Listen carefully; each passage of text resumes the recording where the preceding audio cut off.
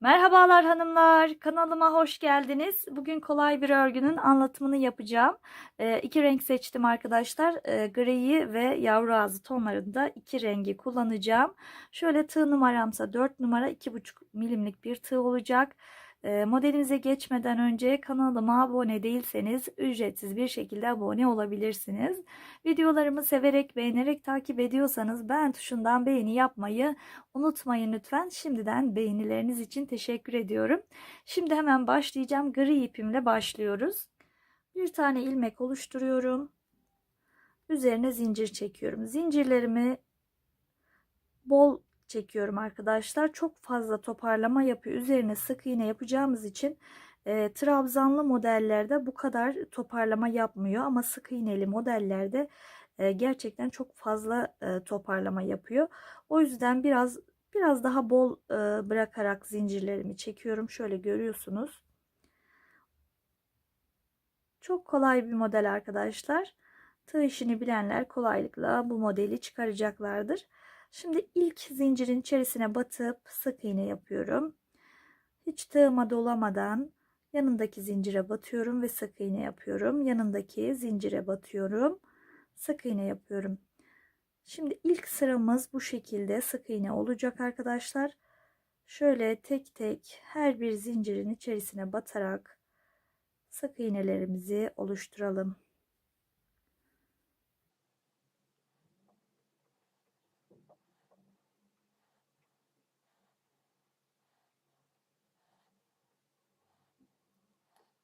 Evet, bu şekilde sıra sonuna geldim arkadaşlar. Tek sayı ya da çift sayı fark etmiyor. Şöyle bir zincir çektim. Döndüm. Şimdi ilk boşluğa, buradaki ilk boşluğa batıyorum ve sık iğne yapıyorum. İkinci boşluğa batıyorum ve sık iğne yapıyorum. Burada zaten şöyle yuvalarımız belirgin. Buradaki boşluklara, buradaki yuvalara batarak ikinci sırada da hiçbir işlem yapmadan sık iğne yapacağız.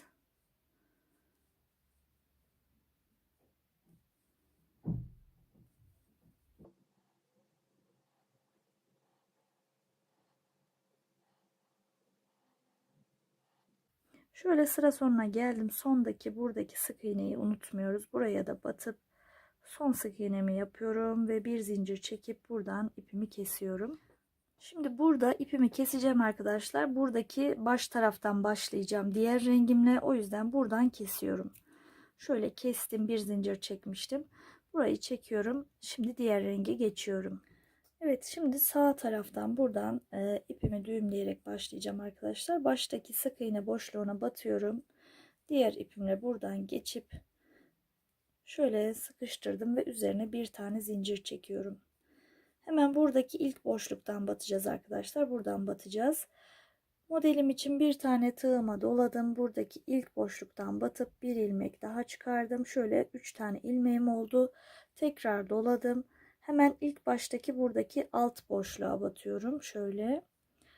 Buradan da bir ilmek çıkardım. Tığımın üzerinde şöyle 5 tane ilmeğim var. Hepsini birlikte kapatıyorum. Kilitlemeden tığıma doluyorum. Buradaki ikinci boşluk. Hemen buradan batıyorum. Tekrar doladım. Hemen altındaki, bakın hemen altındaki boşluğa. Buradan battım. 5 tane ilmeğim oldu. Hepsini birlikte kapattım. Hiç kilitlemeden tığıma doluyorum. Tekrar önümdeki boşluk, bir alt boşluk. Hepsini birlikte kapat. Tığıma doluyorum. Şöyle alt alta buradaki boşlukları takip edeceğiz arkadaşlar.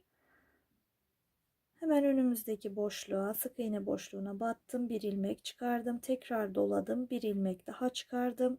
Hepsini birlikte kapattım.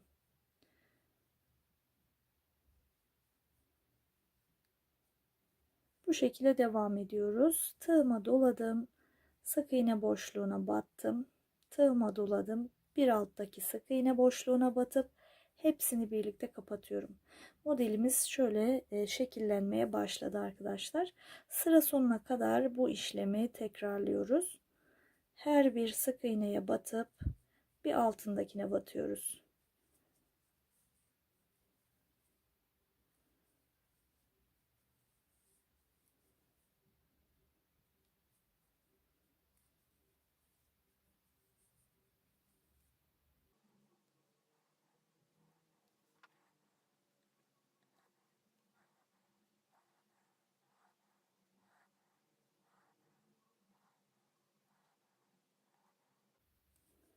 Şöyle son kısma geldik arkadaşlar. Yine sondakine de aynı şekilde batıyorum. Bir alttaki boşluğa da batıp sıra sonuna gelmiş oldum. Burada bir tane zincir çektim, sıkıştırdım. Üzerine bir zincir daha çekip üst sıraya geçiyorum.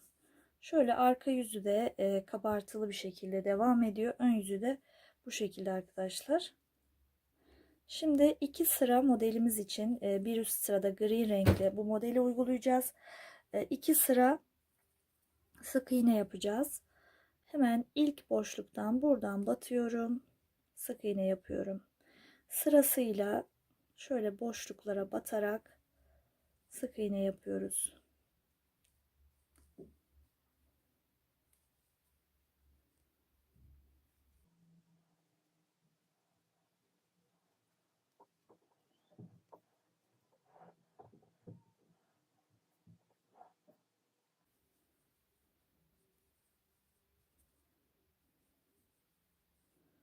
Evet, sıra sonuna geldim. Burada da son kısma batıyorum. Bir zincir çekip dönüyorum. İkinci sıra sık iğneyi yapacağız. İlk boşluktan batıp aynı şekilde sıra sonuna kadar sık iğne yapıyoruz.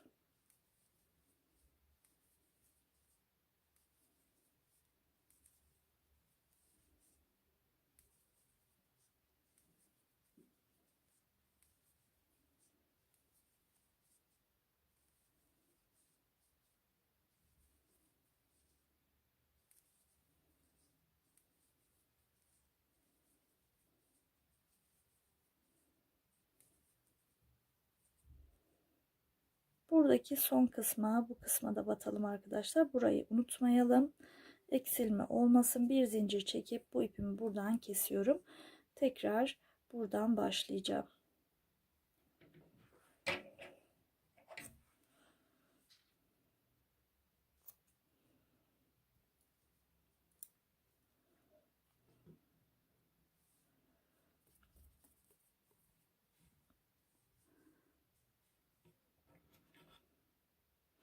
Buradaki baş kısmından ilk baştaki sık iğne boşluğuna batıp aynı şekilde ipimi ekliyorum. Üzerine bir zincir çekiyorum. Yine alttaki gibi başlayacağız arkadaşlar. Tığıma doladım. Buradaki ilk boşluğa batıyorum. Bir ilmek alıyorum. Tekrar doladım. İlk baştaki alt boşluğa batıp ilmeğimi aldım. Hepsini birlikte kapattım. Aynı işlemle devam ediyorum. Burada önemli olan arkadaşlar, şimdi ön sırada bir farklı model, arka sırada böyle biraz daha kabartılı bir görünüm oluyor. Hani bunların aynı şekilde görünmesi için ipi kesip tekrar sağ taraftan eklemek gerekiyor. Şimdi 3 sıra yine aynı bu renkle devam edeceğim. Tekrar yavru ağzı rengine geçtiğimizde gri ipi kesip yine bu şekilde başlama yapacağım. Şöyle devam edelim.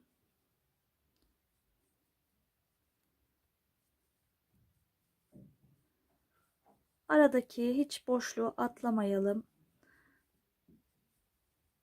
Önce ilk baştaki üst sık iğneden alıp daha sonra alt sık iğneden alıp hepsini birlikte kapatıyoruz.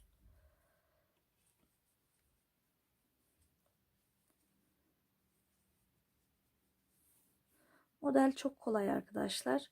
Nasıl devam ettiğine, nasıl modelin ilerlediğine dikkat ettiğinizde kolaylıkla uygulayabilirsiniz.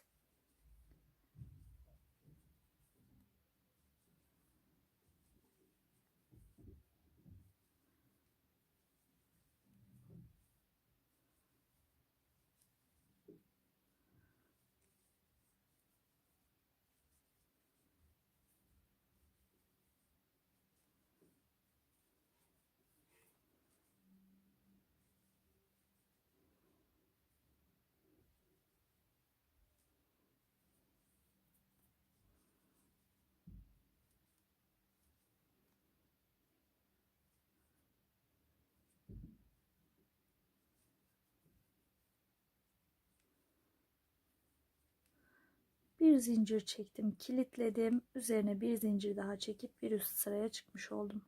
Şöyle dediğim gibi arka kısmı biraz daha kabartılı. Ön yüzü bu şekilde. Şimdi 2 sıra sık iğne yapacağız. Buradaki boşluklara batarak sık iğne yapıyorum.